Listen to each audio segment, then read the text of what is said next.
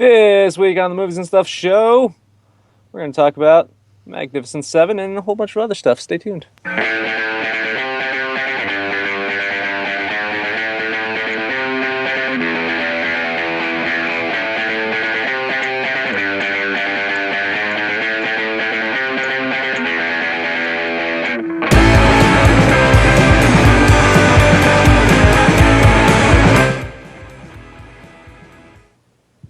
And welcome once again to the Movies and Stuff show. My name is Dan, and joining me this week, three other guys that watched the debate last night, right? Yeah. The debate was on Thursday, I thought. I'm still drinking. We got my co-host Abe. Hey, Abe, what's up? Not too bad. What's up?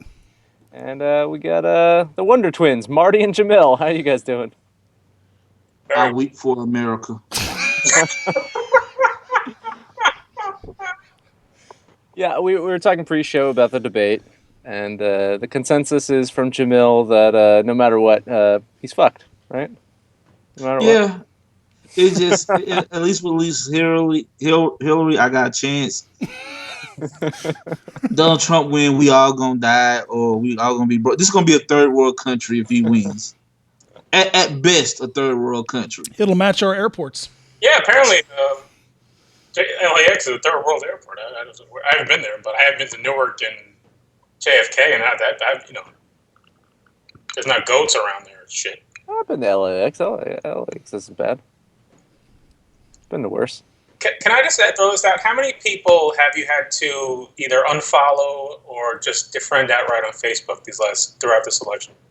0, and I'll tell you why. Wow. Because I did that years ago. I started seeing the early warning signs. I'm like, nope. Done. Gone. Nope. You see, I care about important things like what sports teams you follow or movies you like. Your politics don't mean anything to me. That doesn't really affect your day-to-day life. But a fucking Giants fan, I can't be friends with a Giants fan. Look, you say that until they post videos of like dead black people, and you got a bunch of people trying to explain to you why he should be dead. Well, if he had marijuana, of course he had to die. And you just like, that's when the politics matter. But I haven't had to unfriend anybody. It's weird to me how many of my friends are probably voting for Trump more than anything else. My black friends that might be voting for Trump or says he has a point. That's scary. That's scary. I don't know. What do you have to lose? Yeah, you're living in hell, apparently. What do you have to lose? I mean, that's the worst part. Is he's just so insulting about it all. It's like, you guys are all living in ghettos, and you just, it's so violent, and you walk down the streets, and you're gonna get shot. What do you have to lose? Like, that's the worst of it. He's doing it and insulting black people at the same exact time. What type of There's some shit you say in the movie that doesn't work in real life. What the? Well, we don't know if it works in real life yet or not, Jamil. No, he's going to win. I keep telling y'all, look, he's going to win. Look, y'all not racist, and I know a lot of people are not, but this country is so racist. It just seeped into us, into our DNA, that he's going to win. And I don't care if Hillary win all 3 debates.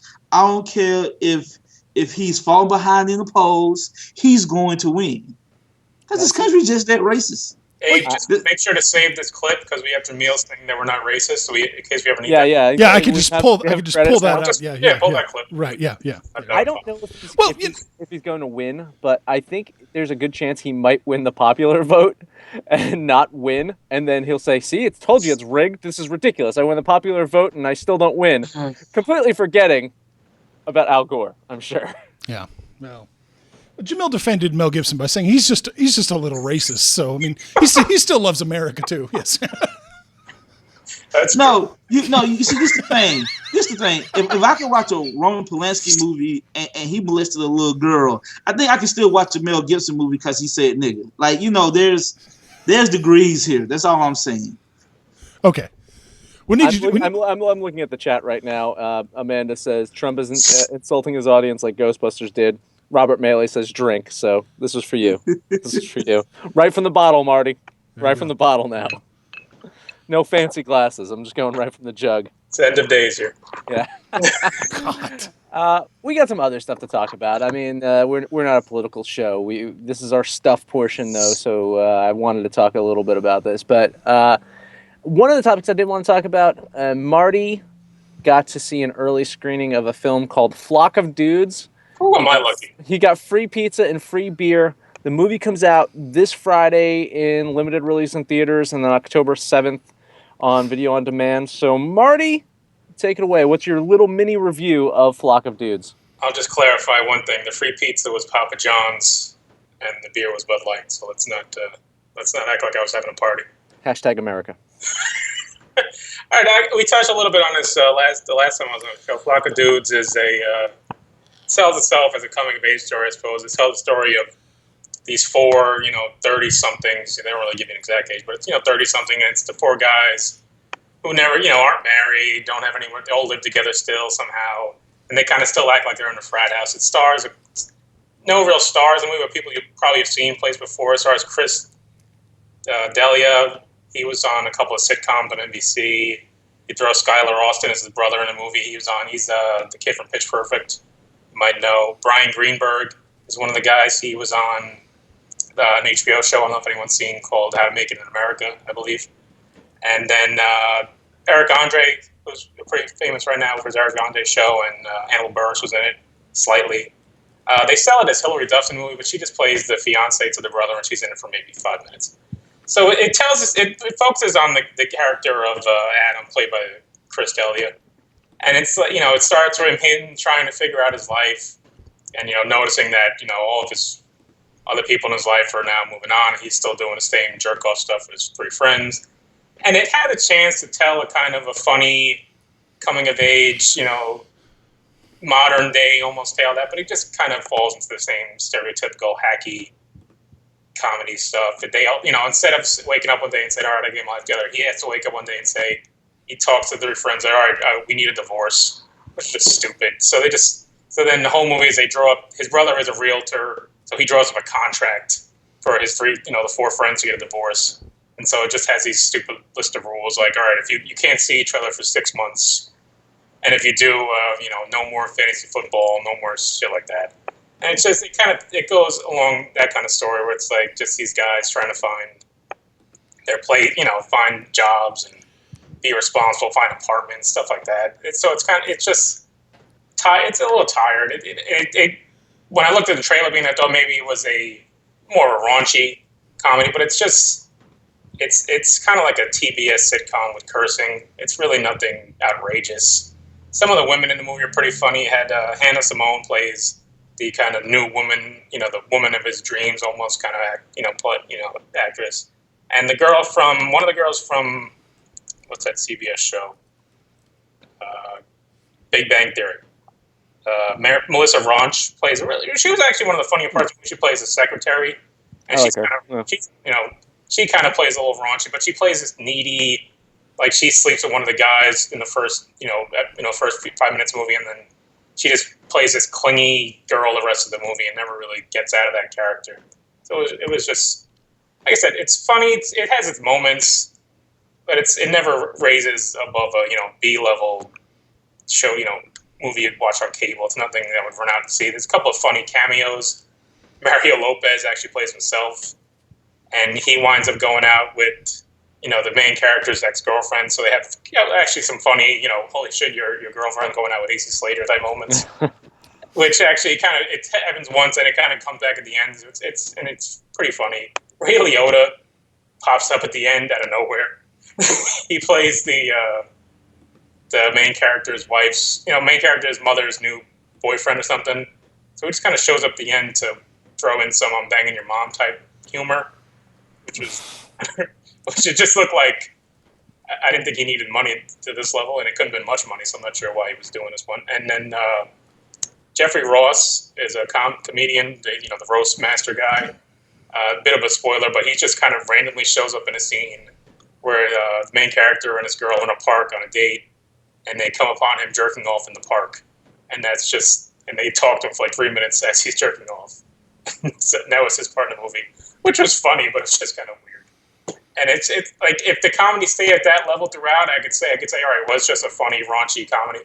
But it was just few and far between moments like that. There was a generic, bachelor party scene because the younger brother is getting married to the Hilary Duff character. So, but yeah, he wants to have just a safe. One of the threats he gave them, actually, when they were saying, all right, don't get, you guys can't see each other. One of the divorcement stipulations was, if you guys, talk again, we're gonna have a his and her bachelor party, which turned out to be just a sad commentation on our society. But like I said, it just it goes nowhere. It's some funny moments, but I think it focuses too much on this character, on this one main character, Chris. So I think this movie was filmed, 2 years ago when he just kind of got on TV, and I'm assuming they thought he might be a bigger star at this point. So they thought this movie could, kind of sell on him. But it's a bunch of actors you've seen on TV here and there, and it's really doesn't rise above a TV, show kind of local comedy. So I don't know about So don't rush out to see it. It's going to be on demand. No, don't rush out to see it. Don't pay to see it. If he's seen it on cable, if Abe sends a copy to someone, if Abe sends a copy to Amanda, I'm sure she'd like the Jeffrey Ross scene. Okay, so Abe will send a copy to Amanda. Amanda will watch it. This is what's going on in the comments right now, Marty. Robert Mayo is asking, is Flock of Dudes the name of this MAS episode? Amanda says snooze, and it's being seconded as Flock of Snooze. Amanda is telling Jamil, don't forget to blink. And I agree with IAB in the chat. Sounds like the kind of comedy that they make nowadays, the non-funny kind. Honestly, your describing of this reminds me a lot of Amateur Night, where it probably should have been raunchier than it actually was. But it just reminds me of those stupid movies you see, those American Pie movies and those where it's these four guys have to make a pact to do something. Where it's who the fuck does that? No one no one's making a pact. No one's. I've had many people in my life who I didn't want to see anymore. I didn't have to get a divorce from them and do stupid. It's just there was a way to do it where it's they're not. It wasn't a 20-something movie. It was a 30-something movie. So it could have been funny, but still dealt with some kind of more responsible part of life type shit instead of just sorry we got to stop drinking and going on beer crawls and dressing up on Halloween and getting into bar fights. That's more 10 years. I know they're trying to say it's because they're still living in their 20s, but it could have been a different take on this kind of. Like I said, it tries to be coming of age, but it's also slapstick and it's also kind of stupid shit like that. So it just doesn't really know what it's trying to do. Like I said, if you told me this was a 10-episode, nothing series on TBS, it would have been just the same. Jamil, you gonna go see it? No. Not even on Netflix. I feel like we never help the movies that they let us see, and I feel bad about that. Yeah, I don't think so. Well, you got free pizza and beer. Free Domino's and Bud Light. Hey, man. But it was very. Like I said, thank you to the studio that invited us. You don't mean to trash these things, but it just just wasn't a very enjoyable film. And like I said, it's a movie that they shot 2 years ago. It's just coming out now, so they can't think they have gold on it. Amanda wants to know if there's any nipples or sex toys. Yes, because there was a stripper scene, and then, like I said, Jeffrey Ross was masturbating. So you see his nipples. Very good. I watch me masturbate every night, so it's not that entertaining. I'll be okay. Christ, that's called a segue in business, folks. I don't really watch. The laptop's on the chest. Everything's going below the laptop. The NSA is watching you masturbate every night, Abe. They can watch. If they have if they have any advice, I'd like to hear it. Yes. Wow. I was going to segue into a movie that I saw recently. I don't know if I can at this point. What's that? I took my daughter to go see Storks. We don't have to. I'm sorry. Is it as bad as everybody says it is? It's terrible. Oh. It is awful. My daughter wanted to leave. She could not Nothing was funny in it, by the way. It was not interesting. Uh, my daughter was just started kind of wandering off and like walking around the theater. We ended up leaving early, and there's a character in it called Pigeon Toady, and it's played by Stephen Kramer Glickman. Probably the most annoying character I've I can remember in recent years. Just it's like, hey bro, what's up? It's Pigeon Toady. It was. I don't even know what the fuck it was. So was he doing like the turtle from Finding Nemo? That's what it sounds like. No, no, no. Just a turtle. He was a loser who was trying to talk like a bro, Oh, and you know. it, Then how old is your daughter? she's gonna be 4. Okay, so you like I have a rule with my son. With me, he can only see 2 shitty kid movies a year with me. After that, I get to choose the children movies. True story. I took him to the movies. He wanted to go see Ice Age. I was like, no, we're going to see Kubo and the Two Strings because I refuse to. You have to do that with your child. And when she wants to really see a shitty movie, make the grandparents take her. I always make Nice. I always make the grandparents say, you take it to the good stuff. You take it to like the good Pixar movies. Don't. Because you'll end up hating all children movies if you keep sitting through this shit. I'm saying from experience. I mean, Don't do that. so far it hasn't been that bad. Like, I mean, we saw Dory in theaters, but Secret Life of Pets I thought was excellent. I really like Secret Life of Pets, and I can't wait for that to hit on you know, DVD or whatever because my daughter's obsessed with it. I think it's overall. But I said after this one, it's like we're taking a break for a while from going to the movies. It seems like they barely promoted this one too. So Rightfully so. yeah, I mean, it it's was really just. not either for kids movies either. I like the premise of it. The whole premise of it is that the Storks used to deliver babies, and they realize it's more profitable to be delivering like Amazon packages, so they become like the Amazon delivery.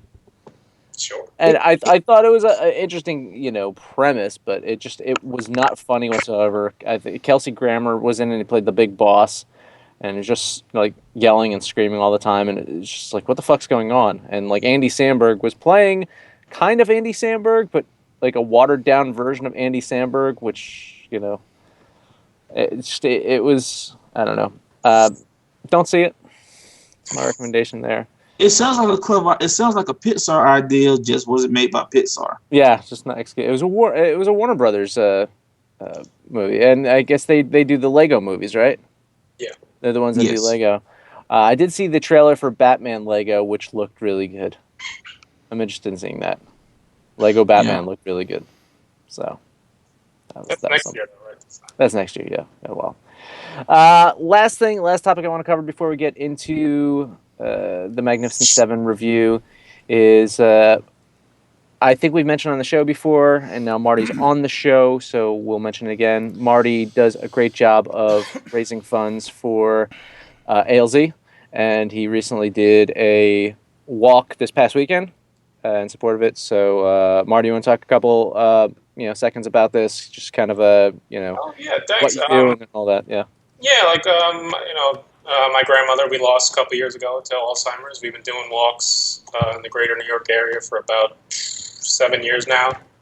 This weekend we were in Jersey City doing a walk. Some of you guys probably saw it on Twitter. Got some really generous donations, raised about $1,700 for the cause. My family does another walk in Staten Island. They raised about $3 or $4 grand there. It's just something we do as a family. The parts of us that still speak to each other. That's why some are from Jersey City, some are from Staten Island. But like I said, it's a great cause. If you guys are it affects everybody. Someone somebody in the family with Alzheimer's. So alz.org is the website. There's walks all around the country. If it's affecting you, it's affecting anyone sign up or donate. It's a great organization. I've checked them out myself, just to see what almost 80% of what they raise goes to treatment and research and stuff like that. And they just run great events, and it's a great cause to support. And we've been doing that for 7 years, and I'll do it, until I can't walk, which won't, could be short of anything. And but like I said, it's so I support it. I pump it up every every year during the months instead of before and after walks. But it's an all year thing that I try to support. I've been wearing this wristband for close to 9 years now, and it's just like I said, thank you guys who donated. Dan is always great; he always donates, and thanks for letting me use movies and stuff, Twitter to promote it a little bit, and thanks for letting me talk about it. I didn't think you'd do that, so that was cool. Thanks. Yeah, no, awesome. And the link to donate for your personal page, is that still active right now? Yeah, it's still active. It's it runs for a little while, and like I said, anytime you want to go, just to alz.org. There's always chances to donate, and they match. See for company matches, they do stuff like that. So we'll put an annotation. We'll put a little link below so people can click on it and go right to your page and donate if they can. So great. Let's talk about Magnificent Seven, 2016. There it is. Roundtable.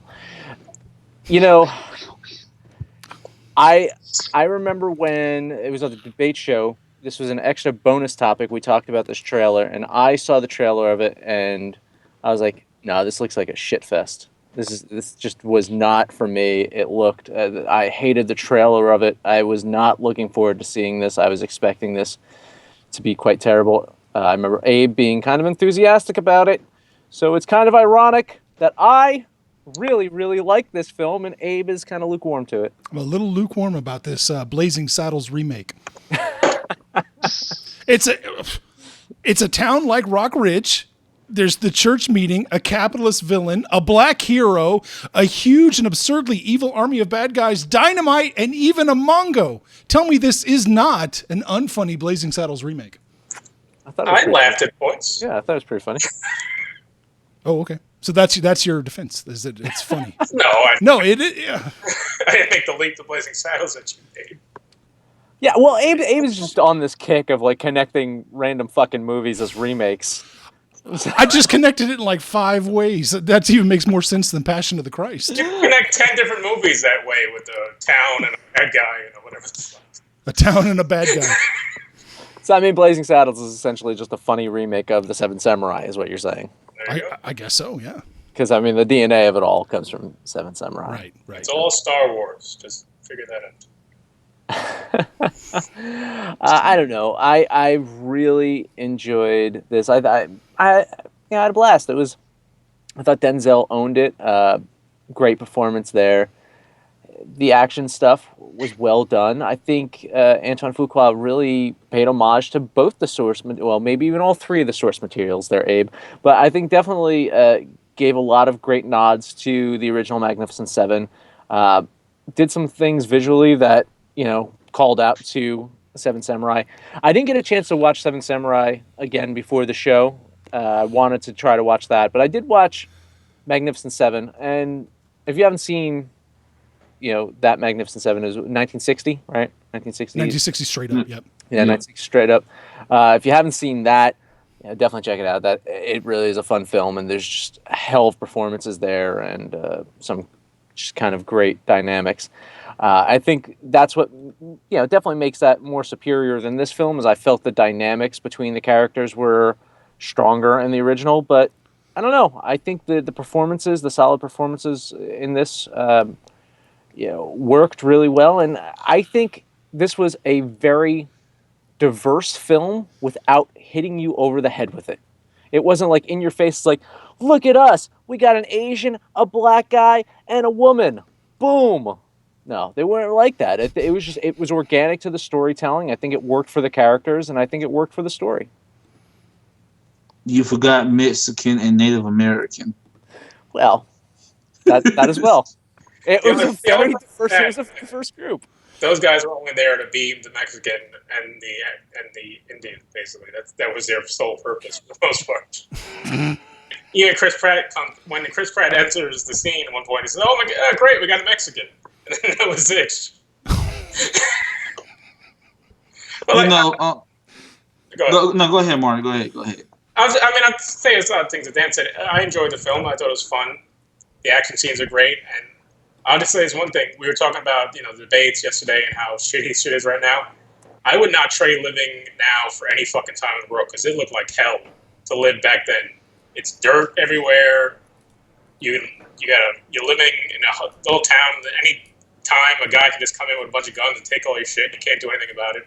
So An Asian can throw knives at you. Asians just throwing knives for no reason. You gotta learn how to shoot, or someone's gonna just take your wife and take all your stuff. So, like I said, I thought it was really. I mean, other than that, it was a fun movie. I don't get as bogged down, and they shouldn't do remakes as Abe does. Denzel is great. He's always this. I loved Ethan Hawke in this. You don't see him in a lot of things anymore, so when he pops up, you can see how good an actor he still is. D'Onofrio playing the grizzled old character was really fun. He had a weird, he takes a little while to get used to. He has a weird affect to his voice. Once you get past that, he was really cool. Chris Pratt was good. I enjoyed him. At some point he's gonna have to show something else because he's kind of still doing that same Star-Lord, Jurassic Park character that he's done now for a couple films in a row. He's just a cool guy who says the funny quips. I mean, it worked in this movie. He was still good, but like I said, soon he's gonna have to show something else. He's like the less annoying Seth Rogen. Yeah. But even it's not Seth Rogen at least. Yeah, Rogen has tried a few different things at least. Pratt now, this is like 3 or 4 in a row where he's just the same guy. Yeah, but no, I was just saying he's still new to his success. Like he's 3 years strong. You gotta give him at least 5 years until they start to try something new. Because, you can say something about Tom Cruise or Will Smith. It took them a while before they started doing something where they weren't Tom Cruise or Will Smith. I mean, if you look at Cary Grant was the same character in every movie. No one ever complained. I'm fine with him playing this part. That's all I'm saying. I'm fine with him playing this part every movie. If it fits the movie, that is. What'd you think of the movie? I thought I really liked it. Then I went home and watched the original right after, so I liked it a little less, which is my fault. But I will say this, Dan, get ready to take a drink. This is what Ghostbusters should have been. Okay. This is what Ghostbusters should have been, as in it's a really good remake, and what you can't make up for originality, not saying the original, because we all know is based on the same. But what you lack in like a little of originality and character, you make up more with like a visual style and just you up the ante a bit in a good way. And I think this is what Ghostbusters should have been. It's a worthy remake. I really liked it. I really liked Denzel. I like Chris Pratt for the most part. I'm not for sure, was he supposed to be comedic relief or a drunk or second? He was all of that. Yeah, like it's really weird. Vincent D'Onofrio. He was one of 3 redeemable characters. He had to redeem himself, and as Amanda points out, this time Chris Pratt was a cowboy, so it's completely different from anything he's ever played ever again. Oh, he was a space cowboy in Guardians. Some people call him the gangster of love, though, Marty. God. You just had to do it. Yeah.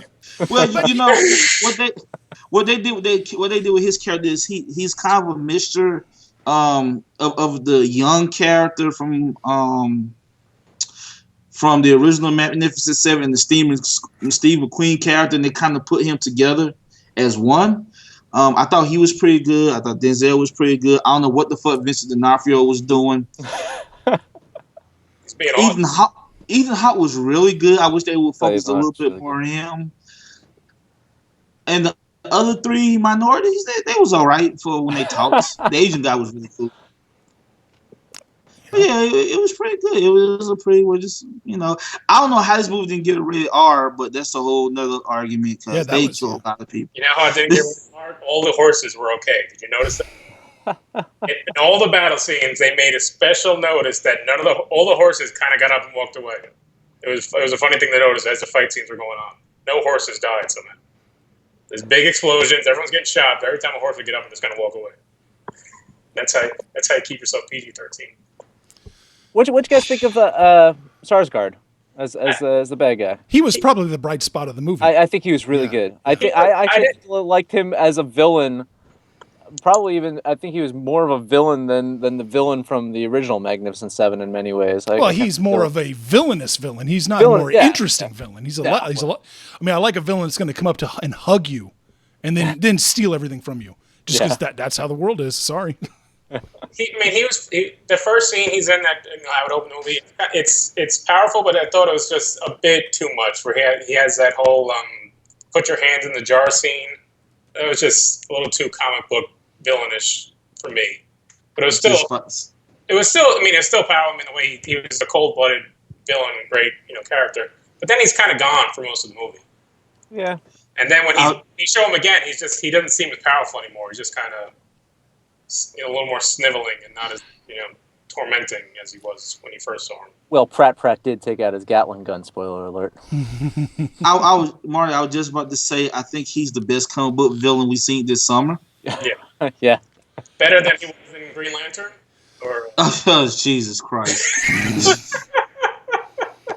But I mean, for a summer of overall terrible blockbusters, I think this was redeeming in a way. It wasn't like the best blockbuster we've seen in years, but I think it helped redeem somewhat the blockbusters of the season because they've just been so bad. Movie, I think you could have put this in the summer and it would have still done well. Yeah, but they're still scared of the Western. I think. Yeah, but I mean, it was great action. The two action scenes. I don't know if it was great action. There was a lot of action. I didn't know if it was great action. There were two. I mean, I thought it was fun. Scenes. It wasn't the dominant force of the movie, though. I mean, they have the same kind of tropes that you always see. The guys coming to town. They have to train the locals, so there's that kind of comedy elements of training guys how to shoot. And then there's the kind of big, almost Saving Private Ryan type finale scene with the action. But there wasn't. I don't think it was overblown throughout the whole movie. No, it wasn't. This was a surprisingly low-key movie. Yeah. I would dare say it was almost boring at times. It needed time. It needed to kick it up a notch. Yeah, it took a long time to I get like that. I like the quest. That's fine. But give us some character development then. Yeah, give us something development. interesting instead of just Yeah. meandering. Give us something a little more. It was like, all right, we gotta go get this guy, and then they get there, and it's like, all right, you coming? All right, and it's just like that happens 5 times. Yeah. That took them it took almost half hour before they get into the movie. They get into the bulk of the movie, and like Dave said, I think it did meander a bit and it picks up once that first action scene hits when they get to the town. I thought from there it was great, but I think before that it was a bit like, all right, let's get going on this one. I hate to do this. In 20 minutes, I think you could have cut about 15 minutes out of this movie.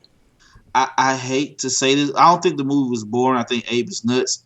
But I will agree that there's about 15 minutes. Because I hate to compare it to the original. Because in the original, they get everybody pretty fast. Mm-hmm. But it's really exciting. Here, it's not as exciting. And I don't know what it's missing that the original movie had to make it. Maybe it's just a quicker pace. They're like, yeah, we're going to split up and we're going to get these 3 people. We're going to come back together. It was just, I don't know, 15 minutes could have been cut out. Like, really. I mean, it makes it seem like Denzel character knows all these guys right from somewhere, but they never, other than a little bit of Ethan Hawke's character, they never explain how he knows anybody. But as soon as they drop his name, he bounty hunts. He finds people. Amanda does want to know where Lester is because this debate is getting out of hand. I'm sorry that I yelled over you, Abe. No, I like that's not me. That's not me. Pony Boy was not a fan of this movie, so I think he's in Abe's camp. He said that D'Onofrio's voice was the best part of this waste of time. It was a definitely interesting take on like a crazy 49er, I guess. I don't know how you can call this movie a waste of time. I mean, it's not, like I said, it's not an Oscar movie. It's not a piece of art, but it's a fun time in the theater. No, I agree, and I'm afraid I might be coming off too down. I'm saying the movie is solidly okay. Okay, there's too many good actors in the movie for it to not. Right. But I was surprised how it really didn't kick it up to that next level. I thought even the shots were kind of just blasé too. I thought there was no real visual panache here. I didn't think there was any really interesting stunts, except for that one time when Denzel gets crazy on his horse. Yeah. I thought that would have been cool. I thought that would have been cool to, if you're not going to go CGI, which they didn't seem like they did a whole lot of, kick it up a notch. Give us some cool stunts or something. Otherwise, there's no reason to even make it. I like it less stunt, it's got more realistic shootout feel, at least in the beginning. And, that's how it was. It would be stupid if it was all... we have Unforgiven. let's let this go a little bit into pulpy territory and give us some interesting stunts. Oh, pulpy. I mean, they had a fucking Gatling gun. Well, yeah, with a range and accuracy that's quite shocking to believe. But yeah, I just want to say, just How from a do you plot not say that that's standpoint, pulpy though? I mean, that's the question. I mean, that is the essence of fucking pulp, right there. as Marty said, it was grounded in realism up until that point, and then they kind of got a little pulpy here, but go the full nine. Like I said, give us something interesting that we haven't seen before. Cowboys riding in a line, the camera pans across them. I mean, this was a very surprisingly vanilla shot film. I mean, these shots were straight out of other Westerns. Not a whole lot interesting here in that regard. But stuff that you're criticizing for is the stuff that Tarantino gets praised for. Oh no, Tarantino understands shots a lot better than Fuqua. I'm just saying though, the stuff that you're criticizing though is the same exact stuff that Tarantino gets praised for. Is just ripping off of every other Western movie that he's seen. Yeah, maybe so, but it's presented in a visually interesting style. Tarantino understands how he impacts his audience much more than Fuqua. I think it would have helped. Talking about how we didn't get a lot of backstory. We find a little spoiler if you guys don't want to listen to this part. The final scene where Denzel kills, Sarsgaard's character. Mm-hmm. That's the first time we find out his motivation, really. Where he says, your men raped my mother, killed my sister, burned everything down. It's like, and by the time you actually that point resonates with you, it's over already. So I think if you would kind of fill back to that a little bit during the movie, and you could have Ethan Hawke kind of alludes to some things when he talks to him about the past and things that he's fighting for. I think if you had known a little bit more about that and knew Denzel's motivation more, because he doesn't really, the first time he hears the guy's name of it, he doesn't have a visceral reaction. He's more of a and then it's just kind of, well, we have to go do this for these people. It's more of a, we have to do this for people. It doesn't really kick into the end that he had this personal vendetta to, avenge. And, by the time we figure that out, it's kind of over. It's like, I think that scene would have been more powerful if we knew that stuff going in. I don't know. We'll get to the comments real quick. Amanda's agreeing with Abe. She actually gave you a +1. She says, there's little interesting depth of field stuff at the beginning, but it never went anywhere. I kept hoping it would look better. So she agrees with Abe, it seems. I think that was, again, to argue with Abe, I think that was a nice pulpy element to it that wasn't straight up just, straight storytelling of, this is just them doing the right thing. There is a hidden motivation behind Denzel's character. It's not just about doing the right thing. Oh, you're absolutely right on that. I agree with that. That is the core of pulpy, that everybody has these connections. Like, oh, he's really my brother. This guy murdered my mom. Right. You're right on. You're right on with that. I absolutely agree with Abe. When I think of westerns, especially if you watch the original, like any western from the '60s, it feels like a very large movie, and I see this on a very large screen. But the movie itself, the way it's shot, feels really small. I don't feel like they shot it right, like the open vistas, the way I want a western to be shot. Another thing is, I have a problem with the Gatling gun within that story, because why don't you just open with that? Because that makes a lot more sense. Oh, no, absolutely. When I saw it on the trailer, it's such a weird do. It's such a weird is. It's my kingdom for the bad guy side. Well, let's just get all our men are dead. Let's bring out this Gatling gun. This would have helped 20 minutes ago. It's the same as in Braveheart, where the king. Yeah, you send in the then it's like shoot the arrows. I mean, yeah. Are we going to hit our own men? I mean, it's the same kind of philosophy there. I don't know about that comment. In regards some of my favorite westerns, like I'm thinking my favorite Man Who Shot Liberty Valance, The Searchers, High Noon. Right, those probably my top three. So we're turning this into a top 5 episode now. I think, those are slow going. They're building. They're not like this, nonstop kind of, action-y. It's not the action stuff that you remember from those movies the most. And they have great action sequences and they have great build-ups to things. But to me, it's the development, and that's what I liked about this. And I know you guys are kind of down on it, saying that it dragged a bit, but I don't know. I think to me, it made the fighting sequences matter more to me because there was what I felt to be a build up to it. Oh, definitely. I mean, the fighting scenes, you feel, there's something, you definitely know there's something to fight for. And I even tweeted out at Movie Stuff Show on Twitter that the action scenes in this movie far better than anything you see in a Marvel Civil War type, everyone loves that airport scene, but that's a scrimmage of a, action scene where there's there's nothing on the line. This movie, there are stakes involved, at least, and you know what the stakes are. And that you feel that, in some of the, when you see people dying and you see. Yeah, and plus you know that people are going to die. Yeah. Like, there are stakes where, that not all 7 of these guys are going to make it out of there. You don't know which one. I was worried. I was worried for a minute. I really thought for a minute that nobody was going to die because it took a long time for people to die. I was like, are they going to fuck us? And like all 7 of them, maybe 6 was going to survive.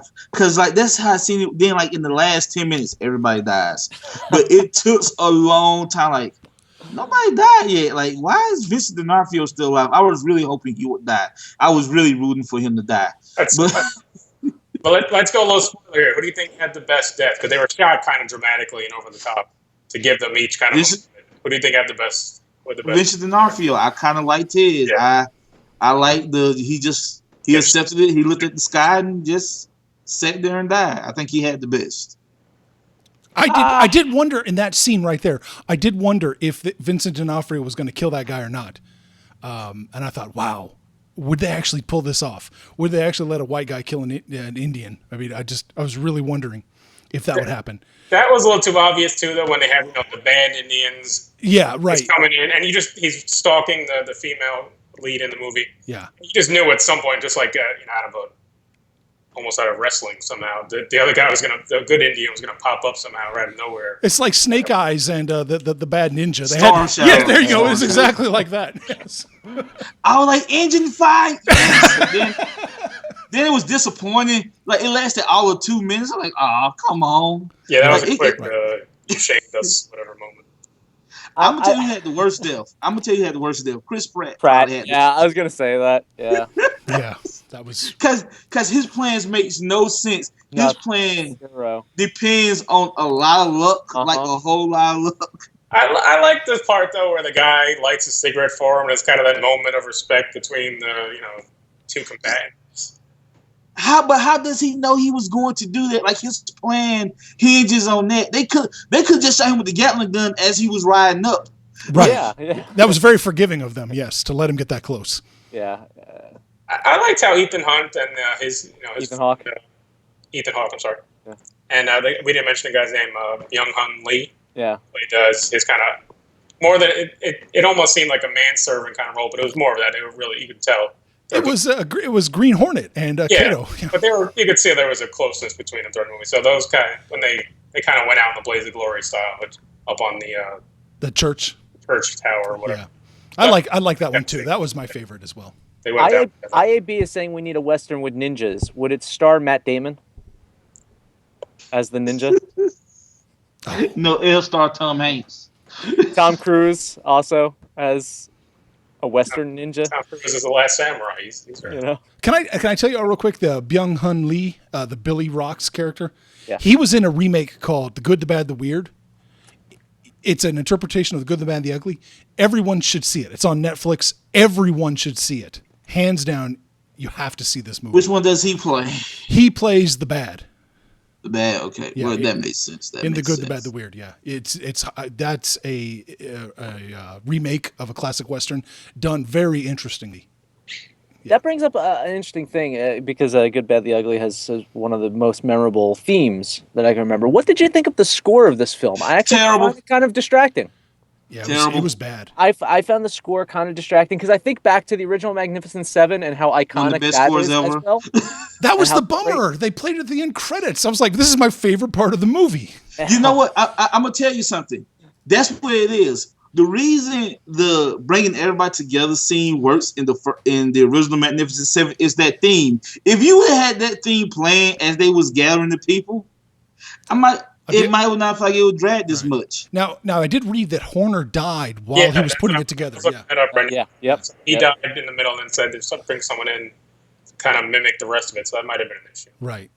Yeah. So that could be. No, you could tell that there's something off with it. It was a distraction to me. like as much as I enjoyed it, when I guess it was the Denzel theme, if you will. Yeah. Like whenever Denzel was doing something and his theme came up. The two guys, James Horner first started it, and then Simon Franklin had to come in. Yeah, no, I remember. Yeah, I remember when Horner. Horner died in June. Yeah, but they died on June 15th, so I'm not sure when they wrapped this thing. Well, he was just in the beginning of working on it, putting some music together. I'm sure he had a long way to go. You know, speaking of distractions, Haley Bennett, was she purposefully trying to look like the poor man's Jennifer Lawrence? She was good, I thought, but it was weird. You didn't know if she was going to be romantic interest to anybody at any point. Even it was weird, like of course her husband dies in the first scene, right? And then kind of like you see Pratt. You didn't know if he was flirting with her the whole time, and then there's a few other guys that flirt with her just because I guess that's what you did back in those days. But then, nothing really happened with that. But I thought she was good. She kind of took charge, and she showed she can fight too, and she took charge for the town. She had the great line about someone had to do it with balls, or something like that. Someone had to have the balls to fight these people, which was kind of a fun little line. Now, Abe, were you upset with the callbacks to the original movie, like the whole falling through the floors and hit, or did you appreciate that? No, I mean I appreciate that for what it was. It was really more. I don't want to come across negative. I just thought they should have cranked it up. That's all. I have no problem with the callbacks. Although I did find it interesting how different the intro for the Denzel character was from the Yul Brynner character. They really, Jamil was the one who pointed out to me how as soon as Yul Brynner walks on screen, you're like, holy cow. Yeah, that is amazing. Like that. And when I was watching it the other night, and I'm texting with you. It's like, I've never rode shotgun in a hearse before. Is probably one of the most badass lines for a Western ever. Why taking the bullet, listening to it, make sure it was good before he puts into the gun and clicks it like. And I'm sad to admit that was when the first time, like when I saw that was the first time I realized like what riding shotgun meant. Literally riding shotgun. I see. Yeah. There's some social commentary in this movie. I don't know if anybody picked up on it, but as soon as the black man comes in town, everybody gets scared. Yes. Then he kills a room full of people. He comes up with his hands up like, "Hey, don't kill me, white people." Yes, right. Excuse me while I whip this out, Abe. Yeah, right. Yeah, somebody was yelling, "The sheriff is near." That's what somebody was doing. I swear. Did anyone pick up on a line? I laughed. I don't know if you laughed a lot when they're kind of doing the plans before the big fight, and Pratt goes to Denzel, "What happens if you die?" And he turns and says, "Well, avenge me." What was the story about? What was the story about falling in each story? You say, "So far, so good." Was that it? So far, so good. Yeah. I like that callback. Yeah. That's from the original. Look, I'll say this, as opposed to Ghostbusters. Oh. I'm out of drinking here. I got you covered. Yeah.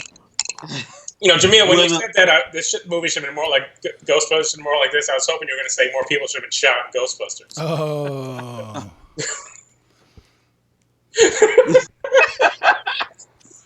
No, well, I said unlike those callbacks and with a lot of remakes, these callbacks don't call attention to themselves because it works within the movie, as opposed to a lot of these remakes where they just callbacks for callback sakes. Where Dan Aykroyd just shows up for no reason. Right. I ain't afraid of no ghost. Yeah, exactly. Like shit like that. Like Stay Puft Marshmallow Man. Like, what does that mean to anybody? This doesn't even goes with the story. All the callbacks, all the little lies, because there's a lot more than I think you guys realize, which fits within the movie. They did a really good job of fitting it within the movie. Well, obviously, it doesn't stick out like you said. Yeah. With that being said, I think the ending of this movie is terrible. But that horrible CGI shot? You mean like this looks like a PlayStation 2 game? They were magnificent. Like we used to know that these 7 people that the Magnificent 7 wasn't these guys. That was like Remember the Titans kind of ending. Yeah. It's like what is it? Anytime they say the name of the film in the film, you're supposed to shout or something like that, and that was it's like Magnificent Seven. Yeah. They didn't need that one. I did that. I actually did that in the movie theater. I actually did I that. forget again. Did he take the money? Do you remember? Did he take the money? Oh, did they take the gold? Yeah, I thought they just, because they offered them remember the whole thing is like they offered us everything they have. And Yeah, it was a satchel or something. I forgot if he took the satchel at the end. I don't think so. No. I don't think they made a point of that. I think, but again, that's a callback to the original film where it's like where he says it's like I've never been offered everything. Yeah. And in the original, it's great too because he's convincing these people for like 6 weeks worth of work for like $20. $20. And, Well, well, there's this weird text within the original movie, and it's never really said out loud. But in the original Magnificent Seven, it's almost like they took the job because gunslingers were dying out, which I think is really deep. Like this movie doesn't have that. I wish it kind of did, because the reason everybody took the $20 is because there's no need for them. And the younger character in that movie, he's like, "Oh, I can't wait to be that." And Steve McQueen was like, "Yeah, no wife, no kids, no nothing." Yeah, they were just taking it for the fun of it, almost more than anything. Yeah, exactly. In a way, in the original, they were doing it for the quote unquote fun of it, but it was more along the lines of this is a lifestyle that's no longer there. The guy could be a grocer, or he could go on this one big last kind of adventure. And they even say like the Mexicans in the movie are like it's like you make good money as a grocer. That makes sense. We understand if you want to be a grocer, and he opts not to because it's a dying breed of what they were doing. Jamil, do you have a cat or something? I just saw a cat walk behind you. I hope you have a cat, because if not, there's a dangerous animal stuck. I have a cat. The Charles Bronson character was chopping wood for food. Like that's how. Talking about how much money. That was a badass scene. Yeah, there's none of that. Talking about how much money he used to make. They paid me $800 for this. They paid me $600. $20 is a lot right now. Yeah. So yeah, I kind of wish that was in the movie. Just like we're dying out. Like this is all we have. But like I said, I'm fine. I think the movie really is good. I think it meanders a little bit in the first half. But overall, I think it's a pretty good remake. And now you had made the point though, and I agree with you, is when Denzel first walks into the town, there's this reaction, it's like, oh, here's a black guy that's walking into town. But in many ways, he was, for the time, very well respected. Despite that, I mean, people, especially the other of the set, the other six or whatever. Yeah, even whenever he does his spiel about I'm a licensed whatever, people always say back off, and it was never a you don't belong here type of racism or anything like that. And are like tales of that throughout throughout history of the random freed slave or someone who made some and became like the hero of that of a town like that. I mean, there are those types of folk tales, and there are types of historical tellings of that, and I think that kind of taps into that, and I think especially now we kind of need something like that to kind of like uplift us a bit. I'm sorry, it's just like we need something to kind of like latch onto to say it's like maybe there's some hope. They did it back in the 1800s, so maybe we can do it now. Yeah. Go ahead, Joe. Go ahead. Did you notice the weird morality? Because he's best friend with Ethan Hawke, but Ethan Hawke was a Confederate soldier. So and then the Vincent D'Onofrio character used to kill Indians and scalp them for a living, and it was just in passing. And Chris Pratt asked when he asked everybody, if they'd fought before. He asked if had anyone fought in the War of Northern Aggression. Yeah. I was surprised they let that slip. I laughed. No, yeah, I did too. But BuzzFeed front and center, I should say, on BuzzFeed. Diversity is just for show in the Magnificent Seven. They're ripping it a new one. Oh my God! Max Landis made the same kind of comments on Twitter as well. Who did? Max Landis, the guy is full of joy. Oh yeah, Max Landis, everybody's favorite. Look, But he just kind of Hey. threw out that the two Indian guys are just there to be Indians, and the Spanish guys are just there to be Spanish. Which, I mean, there was parts of that true, but then, you know, Young Hung's character I thought had a pretty good role. So It just goes to show you that you will never make that subset of the the left leaning people happy ever. They'll never be happy. But look, it's serving 7 characters. All 7 characters are not going to get service equally, right? Right. Okay, on top of that, if it was all white people, there would be a problem with that. It's not. Look, this is what I look for as a black person. This is what I look for. Is they had me in the movie. If it just don't marginalize me and like don't stereotype me, and I don't feel like there was nobody in this movie, black or white, was either marginalized or stereotyped. Like I remember people complaining about Suicide Squad for a minute about the what's the Michigan game member name? Diablo. Yeah. Diablo. Right? It's like he's just a stereotype. Like, no, he's not. Like, there are Mexican game members with tattoos like that. He would have been a stereotype if they would gave him the funny, like, Cheech Marin voice.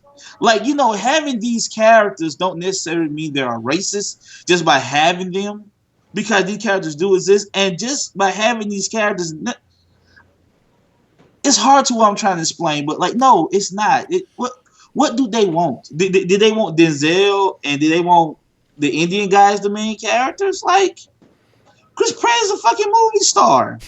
Like, I thought it was good how they all just kind of, you know, shot the shit with each other. It wasn't like they were very, you know, not PC with each other, which people are when they're just hanging out. Well, that's what Dan said. It was effortless in the way they just introduced their diversity. It just felt natural. Like D'Onofrio's characters until he realized the Indian can speak English, and he gets upset. We got a lot to talk about. Yeah, it's funny. Yeah, look, it didn't really. So go ahead. Yeah. No, I'm just saying they did so effortlessly that I didn't even notice that 3 minority characters are the one that survived at the end. Like, it didn't hit me till I was like, oh wow, none of the white people survived. None of the white main characters survived. I like it because they did it so effortlessly that you didn't think of them as like the Mexican one, the Indian one, the black one. Just 7 guys. I don't understand what these people want. I just don't. Amanda even like they had the Indian rain dancing. Sorry, I was gonna say Amanda's saying just because it could be better doesn't mean it couldn't be worse. Yeah, there you go. Yeah. Amanda's really a positive person. But what's better? Like what's better? Like that's the thing. What would have been better? Like again, you say, not Amanda, but just these people in general. Like what could have been better? Oh well, these people on like the Mexican. A BuzzFeed writer most obviously probably writes /fic too, so it was probably an affair between Denzel and Chris Pratt would have made them happy. And we find out that Chris Pratt was transgender. Right. That yeah. I mean, they really want to just be like their /fic. That's been an issue because he's cisgender playing a transgender. Oh. So that would have been a problem. Look, I am not getting into that. I am not getting hate mail. But I'm just saying, what would have been the best? Show. Yeah. Marty handles all the hate mail. And he likes it. I just understand, say it could have been. Like, what would have been better? Like, I don't understand. Like, he played the Indian as a stereotypical Indian for the most part, besides being, like, of what his people does. Like, that's another thing I'm realizing, too, about these type of people. They, like, if you show, like, a race doing what they do, that's racist within itself. Like, if you show an African with a spear, all of a sudden that's somehow racist. Like, no, some African carry spears in their tribes. And that's not the racist part. And they throw them in Ace Ventura. Some Indians wore... Chicago. Yeah, like Indians wore war paint and shot bows and arrows. Like, that's not racist. That's not. Now, if he had like broken English, that would have been racist. But him having war paint, a mohawk. Look, my wife is partly like Native American, so I know this. Having war paint and a bow and arrow don't make you racist. The guy was Mexican. He didn't have like no. Like what you would think of a stereotypical Mexican. He was just Mexican. And that's what all it was to it. Right. Denzel Washington, he was black, but he was just a guy. The Asian guy, he was good with that might be a little racist. but maybe not. Like he was an Asian guy. There was nothing. It's not like he was Besides using him being chopsticks Asian, to kill there's nothing people. about. No, he wasn't using a samurai sword. Actually, no, he did use a he did use that one chopstick. The But, hairpin. like, It was a hairpin. It was a hairpin, but Again- it was a callback to the original film. There was a It character was, that's exactly. also Yeah. special with knives. Right. Did anyone else have a problem with how white everyone's teeth were? Yeah, that's just you just have to. I mean, Yeah. you just have to go with that. That always I bothered mean, me. go Game of back. Thrones. And, yeah, Come on. go back and look at the Good, the Bad, and the Ugly. They'll have perfect teeth. The three main characters. I mean, yeah, it's just you just go with it. And It you know, always annoys me. oh yeah, CGI it. Just make them yellow. Come on. Yeah, just do something. I don't, Black out one of the don't teeth. brush your teeth for 2 months. We're doing this movie. No. Don't shower. Lewis wouldn't brush his teeth. I'll tell you that right now. He wouldn't shower either.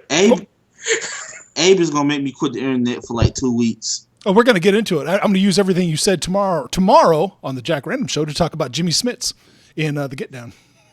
I love that character, by the way. But you know That was a great plug. Do we have anything else? We're at our hour mark. Yeah, we're going beyond now. Going beyond. We're at hour 1. Do we have anything else about this movie? No, I just wrap it up. Say I enjoyed it. It's a fun movie. I would go see it. I agree. after a summer of even though I like Civil War and stuff, but after a summer of mostly mediocre blockbusters, even Civil War to a certain extent, it's good to have something different that's not like a superhero or a bunch of CG. It was nice to have something a little more real and tangible and a little different that you don't see. We don't see many westerns, so it's good to have that every once in a I while. wish we would. I wish we need more westerns. Yeah. I agree. Good westerns. Yeah. Hopefully there's some good westerns.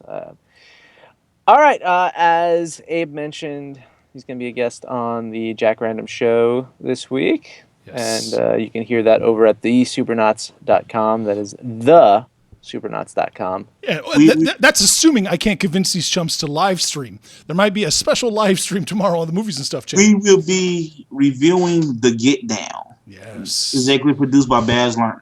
No, he did more than executively produce it. Oh, yeah. It's got his stench all over it. That sticky, saccharine, sugary fingerprints all over it. Go ahead, Abe. Go ahead. Go Abe. Fit then. We also have Veggie Lasagna is still on hiatus, but they're doing a podcast called Five Quadrant. Yes. And they just debuted their first episode yesterday. And they also posted it here for people to listen to. Mm-hmm. So check that out as well. Abe and I will be back next Tuesday. We're going to talk about The Devil's Rejects. Interview with actor Sid Haig, who played an awesome clown in that movie. There's a lot of clowns apparently running around trying to scare people. There's one up here.